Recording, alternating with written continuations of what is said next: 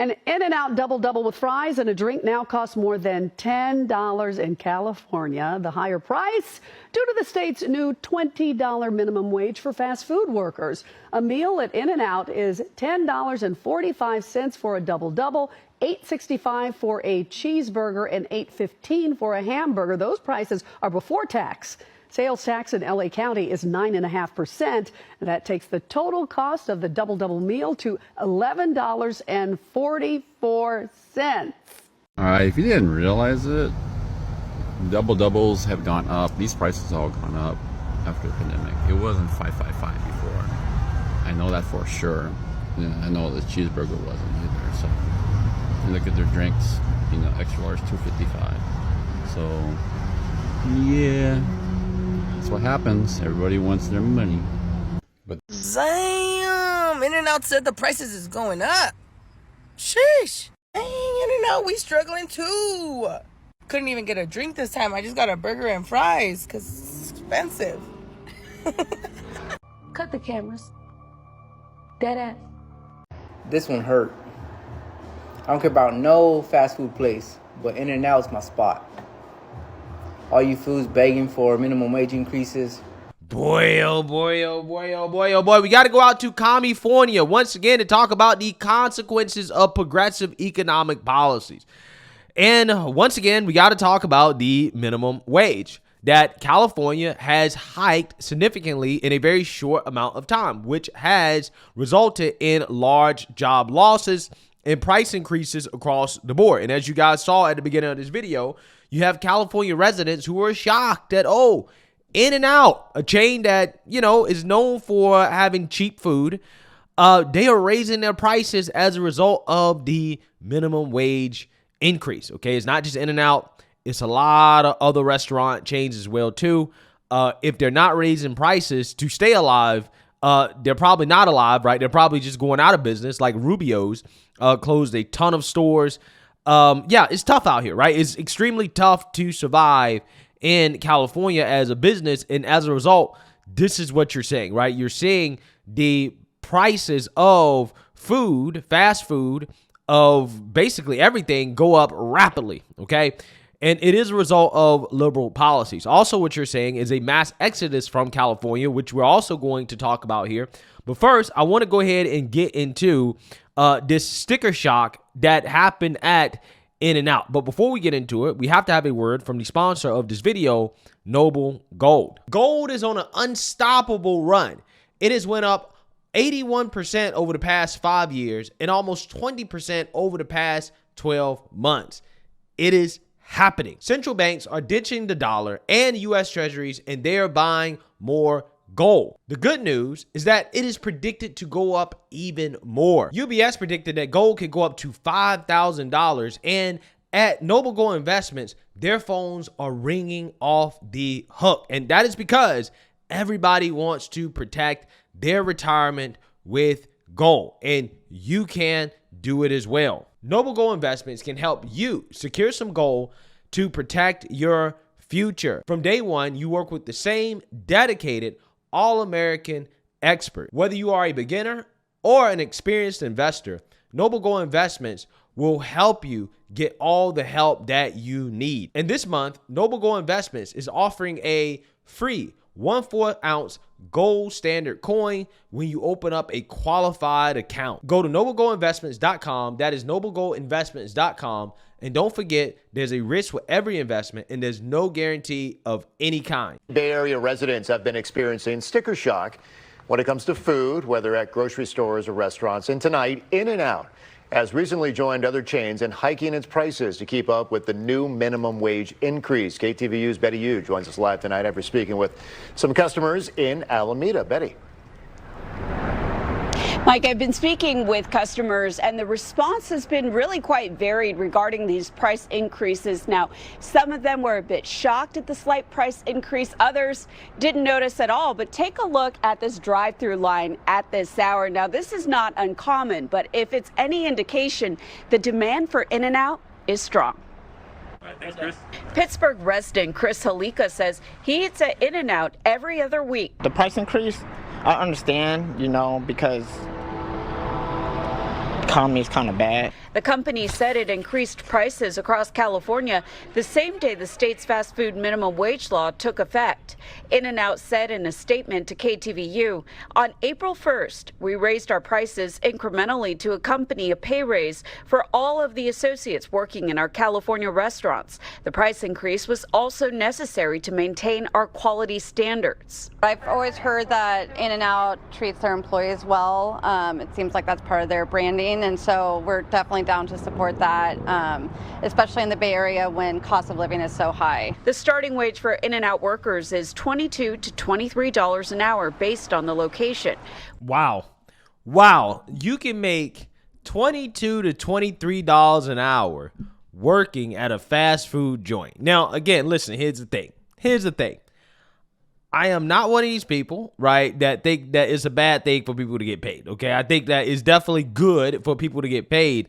And I think that In-N-Out has been a company that has paid their employees well, okay, above the average for fast food places, which I think has contributed to their success, right? In the sense that if you pay employees more and you get better quality from that pay increase, I think in the long term, that's going to be what's best for maximizing profit. And I believe that's the way they've been operating, and that's why they've been so successful.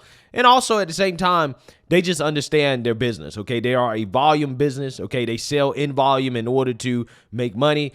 Their food generally is cheap, especially considering how much they pay their employees. But at the same time, again, they've been very successful and they've been able to expand, especially out there on the West Coast. Even though I'm not the biggest fan of In-N-Out, I think I've maybe ate In-N-Out maybe once or twice in my life, okay? And I wasn't all that impressed, right? So I'm not entirely sure what the big deal is with In-N-Out, but it is a big deal. I guess it's good to most people. But I'm not even a burger person, right? I would much rather eat a chicken sandwich, right? I'm a chicken sandwich person, not a burger person. But regardless, yeah, they've been successful, okay? And I'm just saying that my point is that with good businesses, right, if they decide to pay their employees more, then, hey, if it works for the business, it works. But I don't think that the government should come in and force businesses to pay more than what the market demands. I think that is a problem. That's how you get inefficiencies in the market. But again, you know, In-N-Out has been very good about paying their employees above market rate.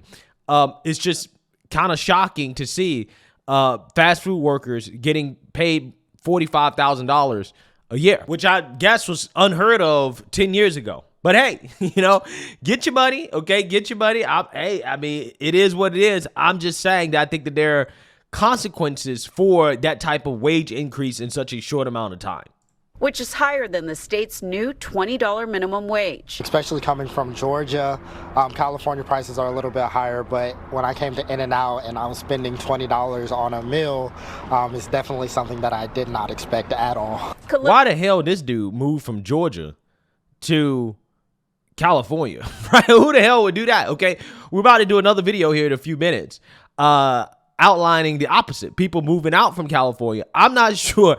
Why would you move from the great state of Georgia to the shitty state of California? I don't get it. And then you're shocked about the prices? Yeah, I mean, that's not a surprise. Again, you move from Georgia. Again, he must be one of these people that have been fear-mongered to by the Democrats in regards to the South being racist, and you know, you need to go out to liberal land, right, if you want to get away from the white supremacists, okay? But again, this guy moved to the Oakland area, San Francisco area. Yeah, I don't think that's the move, okay? I really don't. Coleman just moved to Oakland from Georgia 2 weeks ago. For Halika, the pricing is all relative. For example, a double-double meal at the In-N-Out in San Francisco is the most expensive in the Bay Area at over $13. The same meal in Alameda costs just under $12. Diners pay slightly less at the San Jose or Pittsburgh locations. It's not bad. You know what I mean? If it's what it is, as long as it don't go over $20, I'm fine with it. Still, inflation remains stubbornly high as the Federal Reserve is set to release its latest policy statement Wednesday. Unfortunately for consumers, the Fed is widely expected to keep rates steady. Where do you feel the pinch the most these days? Definitely in going out for meals, so we're trying to do it less often. Was it worth it today? Was it worth it? I don't know. Now, earlier this year, Wall Street predicted 3 rate cuts for 2024, but now some economists are scaling that back down to 2. Now, again, tomorrow morning, we are expecting that snapshot of U.S. inflation to come out. Mike? That's right. The CPI reading in the morning and then the Fed meeting in the afternoon. A critical economic day tomorrow, Betty. Thank you for that. Yeah, so you seen that, you heard that, okay? Now, what is happening as a result of the cost of living going up is that there is a mass exodus from California. California is seeing some of the highest numbers of people moving out of the state. 7 of the 20 cities named highest number of move-outs were in the Golden State, according to POD's moving and storage data. Fox 26 reporter Sophia Lesios explains exactly why people are packing their bags and leaving. Sophia, what did you find out? Liz and Monty, plain and simple, people can't afford to live here anymore. California's rent is 47% higher than the national average. I did speak to one man who says that he's much happier now that he did leave the state. California is known for many things, including beautiful scenery, Hollywood's most famous, and being expensive. According to Rent Cafe, the average rent in the U.S. is around $1,700 for a 900 square foot apartment. In California, the average rent is almost double that at $2,500 for an apartment around the same size. That's why POD's moving and storage company says many people are choosing to leave the state altogether. I can't even begin to tell you how much happier I am in Florida than California. Terry Gilliam says he left California 3 years ago after living in the Bay Area for 35 years. It was the cost of living and the politics, traffic, homelessness, crime, everything that has gotten worse and worse over California. And the solutions that they proposed only made things worse. He even started 2 Facebook groups called Leaving California and Life After California as a way to connect with others who felt the same way. He says most people are saying rents are astronomical in California. So it's not just buying a house, it's renting a house. So there's a huge shortage of housing. And then really, it's the domino effect, and it gets to where you get the straw that breaks the camel's back. Home values in California have increased 6.4% in the last year, according to Zillow, making the median price of a single-family home in the Golden State over $900,000, according to California Association of Realtors. Wow. $900,000 for a single-family home. Again, we're not talking about a mansion. I mean, can you imagine? I only can imagine what $900,000 could buy in North Carolina, right? The type of house, right? The type of crib that could buy in a Tennessee, a Texas, okay? Georgia, South Carolina, right? And California, okay? I mean, for $900,000 for this type of house, I mean, maybe it's $450,000, $500,000 again in North Carolina, okay? But almost $1 million for this? That's insane. It's insane. It really is. I don't get it. I don't understand. But, you know, again, you see the difference here, right? Between elitists like Colin Cowherd. I did a video about him just a week ago where this guy was like, oh, yeah, California is great. Scary Democrat-run cities.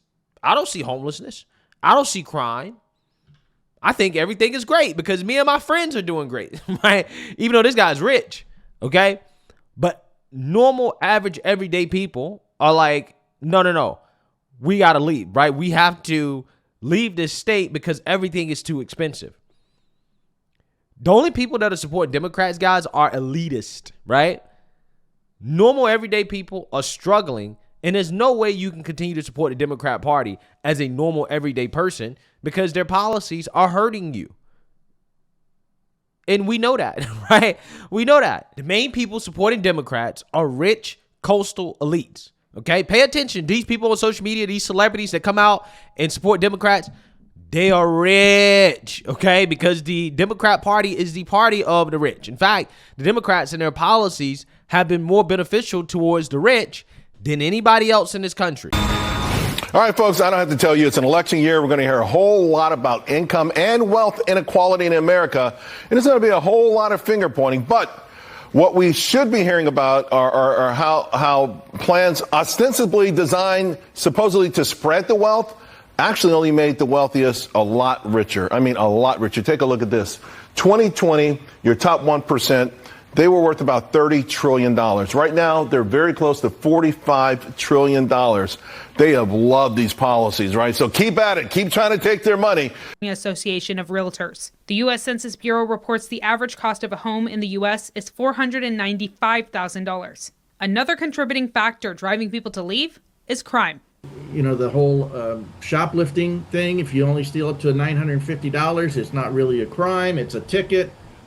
It's insanity. It's insanity. And people want to come to places like the South, where I moved to, where law and order rules. Facts. This is why I love the South too, right? I like law and order, okay? Despite what the Democrats say, oh, the South is racist, it's bad for black people. Hey, I'm a black man that loves the South. Okay, I love North Carolina. I love South Carolina. I love Georgia, right? I love Florida. I love all these places in the South, okay? I'm not entirely sure what the fear-mongering is about the South, okay? I think the South is the best place to be honest with you. But hey,